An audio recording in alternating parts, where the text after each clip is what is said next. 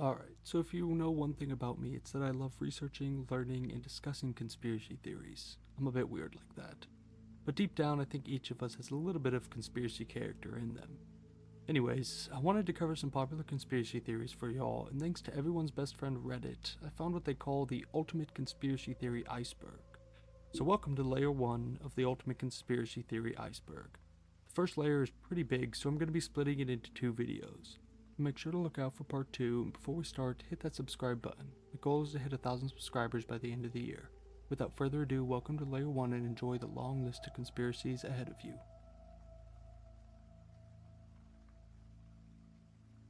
Bigfoot, also known as Sasquatch, is a legendary ape-like creature said to inhabit the forests of North America, particularly in the Pacific Northwest. Descriptions of Bigfoot typically include a large, hairy figure standing between 6 and 9 feet tall.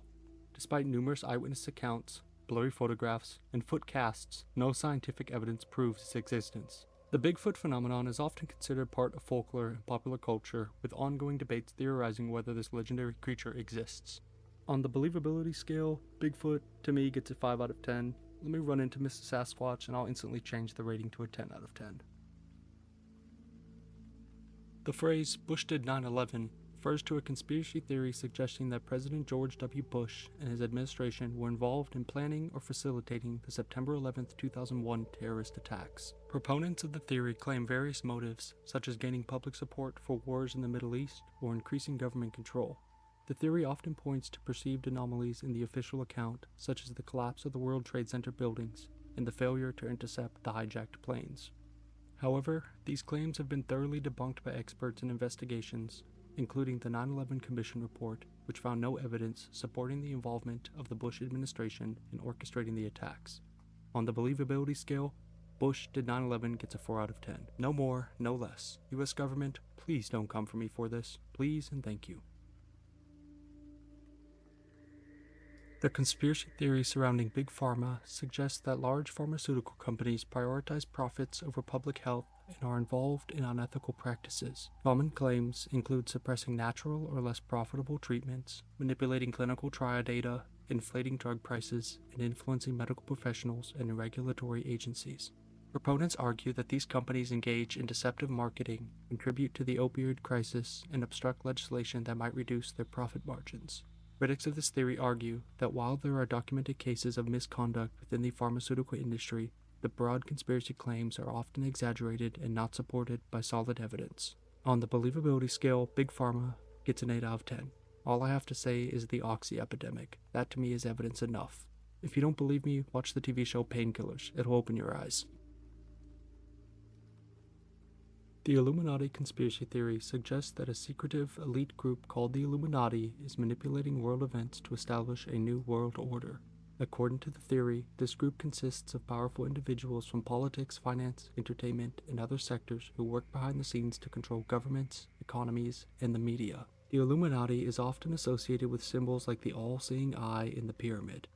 Despite the popularity of these theories in popular culture, there is no credible evidence supporting the existence of such an organization or its alleged activities. On the believability scale, the Illuminati gets a 6 out of 10.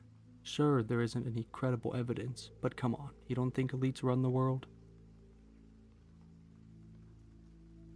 This conspiracy theory that certain singers didn't really die suggests that famous musicians such as Elvis Presley, Michael Jackson, and Tupac Shakur faked their own deaths to escape the public life or other similar pressures that come with fortune and fame. Proponents of these theories often point to alleged inconsistencies in the official accounts of their deaths, sightings of the individuals in various locations posthumously, meaning after death, and supposed hidden messages in their work. Despite the enduring popularity of these theories in popular culture, there is no credible evidence to support the claims, and they are widely considered to be as speculative and unfounded. On the believability scale, singers who didn't really die gets a 5 out of 10. In the world of instant internet access, I think we would know if these individuals and others like them had faked their deaths. The conspiracy theory surrounding the popular TV show The Simpsons suggests that the show has an uncanny ability to predict future events. Fans and theorists point to numerous episodes that appear to have anticipated real-life events years before they occurred, such as Donald Trump's presidency, the Ebola outbreak, and technological advancements like smartwatches. Some believe this predictive power indicates that the show's creators have insider knowledge or connections to power groups. Enter the Illuminati. However, most explanations for these predictions emphasize the long-running nature of the show, its wide-ranging satirical content, and the probability of coincidental accuracies given the sheer volume of episodes. On the believability scale, The Simpsons gets a 7 out of 10. I wouldn't be surprised if the creator knows things we don't. The conspiracy theory behind the lost city of Atlantis comes from its description by Plato as a powerful, advanced civilization that suddenly sank into the ocean in a single day and night around 9,000 years before his time. Over the centuries, numerous theories surrounding the mysterious location of this ancient city have come forward, with many believing that Atlantis lies beneath the Bermuda Triangle, and as we all know, weird stuff happens in that triangle. However, many skeptics believe that the lack of evidence and the mystery of its supposed location debunk this conspiracy theory. On the believability scale, I give Atlantis a 6 out of 10, mainly because I've heard a lot of weird shit about the Bermuda Triangle, and who knows, maybe the Triangle ate Atlantis. Now, I wouldn't call this one much of a conspiracy, but the theory behind ghosts suggests that the spirits of deceased individuals linger in the physical world. Believers claim that ghosts can manifest as apparitions, voices, or other phenomena often linked to specific locations, such as haunted houses or historical sites with dark pasts. Skeptics argue that ghost sightings can be explained by electromagnetic fields, hallucinations, or even demon possession. I'm kidding, I put that one in myself. So despite all the ghost hunters who come face to face with Casper, there's still no scientific proof that ghosts do exist. On the believability scale, I give this one an 8 out of 10. I've had some experiences myself that I still can't explain, but nothing too drastic. You know what? Let's change it to a 7 out of 10 and call it a day. This is a really popular conspiracy theory, and I could probably guess most of you have heard this before, but for those of you who haven't, the conspiracy theory behind the Loch Ness Monster suggests that a large, prehistoric creature lives in Scotland's Loch Ness. Sightings and photos, like the famous surgeon's photo, have fueled speculation. Skeptics argue these are misidentifications, hoaxes, or natural phenomena. Despite numerous searches and scientific investigations, no concrete evidence supports the monster's existence. Okay, so on the believability scale, I give this one an 8 out of 10. Hear me out, this lake at its deepest is 1,020 feet deep. Like, look at this picture, it's kinda scary how deep that is. Anyway, the point of this is to say that really anything could be hiding in the depths of that lake, anything and everything. This is definitely a fun one. Crop circles. Where do we begin? The theory behind crop circles, which are strange patterns that appear in fields all over the world, is that these designs and patterns are handcrafted by the little green men. However, while some attribute them to the extraterrestrials as I just mentioned, most crop circles have been proven to be human-made hoaxes. Despite this, the phenomenon continues to intrigue and inspire various conspiracy theories and artistic interpretations. Crop circles, either hoaxes or aliens, on the believability scale, gets a 5 out of 10. Not sure what the conspiracy is exactly because, it's just two options it seems. Aliens or just some dude dragging a homemade crop circle producer 690 behind him. Alright, so as we know, our friendly FBI agent is always watching when we're online, so I'll keep this one brief. I'm kidding y'all, I'm crazy for sure, but I still got my marbles. Anyways, the conspiracy theory behind Area 51 involves claims that this highly classified US Air Force facility in Nevada is a site for UFO research and extraterrestrial technology. Wow, I really need to breathe. Believers argue that the government is hiding specific evidence of alien encounters and advanced spacecrafts. The secrecy surrounding the base and reports of unusual activities have fueled these theories, despite official statements that Area 51 is used for testing experimental aircrafts and weapons. Area 51 is one of my favorite conspiracy theories, especially because of the Rush Area 51 thing that happened in 2019 when a ton of people formed a group online and committed to rushing the Air Force Base because they quote-unquote can't stop us all. I just found this whole thing hilarious, so on the believability scale, I give Area 51 an 8 out of 10. Again, with this entry, UFOs are super popular among conspiracy theorists, but here's a quick background. The UFO conspiracy theory suggests that governments, especially the United States government, are covering up evidence of unidentified flying objects and extraterrestrial life. Events such as the Roswell incident, Area 51, the rise of government whistleblowers and document leakers, as well as unexplained sightings have all pointed many of us toward the belief in the green men from above. Skeptics, however, attribute UFO sightings to misidentified aircraft, natural phenomena, or hoaxes. On the believability scale, I give the theories behind UFOs an 8 out of 10.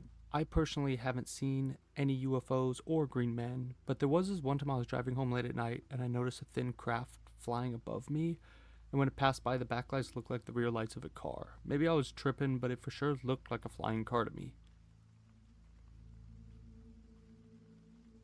Okay, y'all, so please comment below if you've experienced what I'm about to explain. The "Have you seen this man" conspiracy revolves around a mysterious figure known as This Man. It started in 2006 when a patient of a well-known psychiatrist in New York sketched the face of a man who had repeatedly appeared in her dreams, offering advice. She claimed never to have met him in real life. The sketch was left on the psychiatrist's desk, and over time, other patients recognized the face, claiming they had seen the same man in their dreams. Soon, word spread about this, and posters were popping up all over the place with this face and the question, "Have you seen this man?" as well as contact information below. With the return of events, an Italian sociologist claimed to have created this and had the psychologist market the Dream Man. However, though this seems solved, people still seem to believe that this is just a cover-up, and maybe more sinister things are behind the picture of the man. On the believability scale, I give "Have you seen this man" a 5 out of 10. I've never seen the man, so for that reason, I don't know how believable this is. I also don't particularly want to see this man, so please stay out of my dreams. If you've ever seen the movie with Keanu Reeves, called The Matrix, you'll be able to guess where this conspiracy theory is headed. The conspiracies around real-life Matrix situations suggest our reality is a controlled simulation inspired by the movie mentioned above. The main driving force behind this theory was proposed by philosopher Nick Bostrom in his simulation hypothesis, which believes if advanced civilizations could create highly realistic simulations, it's possible that we could be living in one. Technological advancements in virtual reality and AI, along with unexplained phenomena like deja vu and anomalies, are seen as potential evidence of this simulated reality. Some scientists and philosophers consider ways to test this hypothesis, although there is no concrete evidence to support it. The theory does raise profound existential questions about free will, the nature of existence, and the purpose of life, remaining a speculative but intriguing concept. I love this theory, mainly because I love the movie The Matrix, but also, sometimes life does feel like a simulation. Like life is just one big game. For these reasons, on the believability scale, I give The Matrix conspiracy a 9 out of 10. Alright, so we're going to wrap up part 1 of tier 1 with this one here, but this is one that I love and is also going to be getting a 9 out of 10. The Mandela effect refers to a phenomenon where large groups of people remember events or details differently from how they originally occurred. A famous example is the widespread but false memory of Nelson Mandela dying in prison in the 1980s, when in reality he didn't. This has sparked various conspiracy theories ranging from evidence of alternate realities, parallel universes, or even glitches in our own simulated reality. I don't know if our reality is simulated or not, just putting that out there. Skeptics, however, attribute the Mandela effect to psychological factors like false memories, where the brain fills in gaps or confuses details. I'm not sure what I think though, because the more of these I find, the more I start to lose my mind. I give the Mandela effect conspiracy a 9 out of 10 on the believability scale. I don't trust some of the explanations around this theory, but after researching it, I can definitely see why people believe this, and I think I might start to believe it too.